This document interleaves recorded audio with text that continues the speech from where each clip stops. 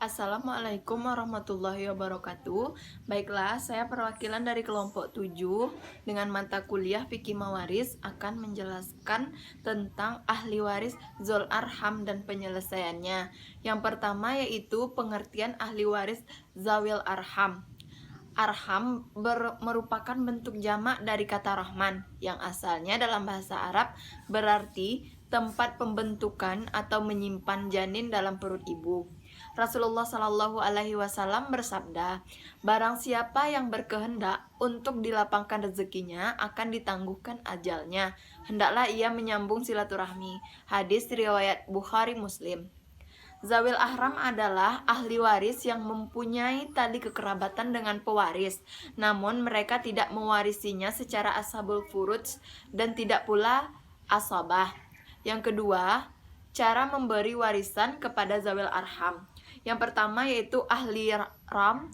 Kelompok ini mengatakan bahwa tirkah dibagikan kepada Zawil Arham secara merata, tidak membedakan antara lelaki dan perempuan, yang dekat dan yang jauh, semuanya itu adalah mereka itu adalah sama. Yang kedua yaitu cara tanzil atau pemosisian, yaitu di sini ada 3 arah. Yang pertama dari arah keturunan, yang kedua dari arah ibu, dan yang ketiga dari arah bapak. Dan yang ketiga adalah cara ahlil korobah atau yang terdekat. Mereka memberikan hak kepada Zawil Arham sebagaimana asobah, yaitu urutan terdekat si mayit. Yang ketiga yaitu dasar hukum Zawil Arham. Allah Subhanahu wa Ta'ala hanya mengatur kewarisan Zawil Furuj dan Asobah, tetapi tidak mengatur sama sekali kewarisan Zawil Arham. Ini Allah Subhanahu wa Ta'ala berfirman dalam surat Maryam ayat 64 yang artinya, tidaklah mungkin kalau Allah lupakan sesuatu. Para ulama sepakat bahwa apabila ada ahli waris Zawil Furuj yang tidak menghabiskan harta, maka sisa harta dirapatkan kepada ahli waris Zawil Furuj. Ahli waris Arham bisa mendapatkan warisan apabila tidak ada ahli waris Zawil Furuj dan Asabah. Yang keempat yaitu ahli waris pengganti Zawil Arham. Yang pertama, cucu laki-laki atau perempuan dari cucu perempuan yang berkedudukan sama dengan cucu pertama. Yang kedua, kakek. Yang ketiga, cucu laki-laki atau perempuan dari anak perempuan.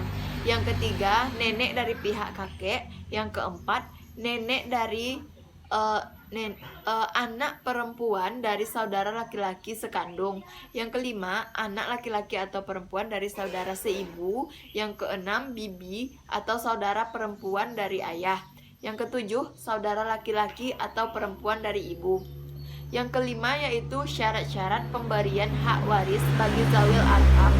Yang pertama, tidak ada sahibul fard. Jika ada sahibul fard, maka mereka tidak sekedar mengambil bagiannya. Sedangkan kita ketahui bahwa kedudukan ahli waris Zawil Arham secara aroat dalam penerimaan waris lebih didahulukan dibandingkan dari Zawil Arham. Yang kedua, tidak ada pentasib atau ashabab.